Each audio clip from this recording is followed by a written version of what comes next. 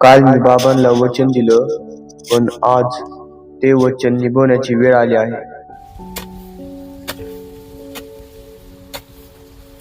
माझ्या मुलात झालेला हा बदल कुठल्याही पैशापेक्षा कमी नाही. आज खरंच खूप समाधानी झालो मी माझ्या मुलाचे कष्ट पाहून. आता वेळ वाया घालवायचा नाही, कारण बाबा रोज त्यांचा वेळ माझ्यासाठी देतात. आता माझा वेळ त्यांच्यासाठी. ए नाना, अरे ये, चल ये इथं ये, बस ये माझ्यापाशी, चल ये बस.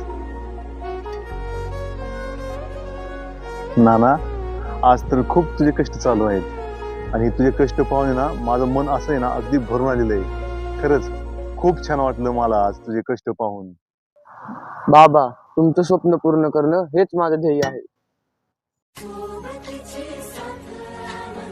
बापाचं स्वप्न आणि मुलाची जिद्द यातूनच तयार होतं एक यशस्वी भविष्य.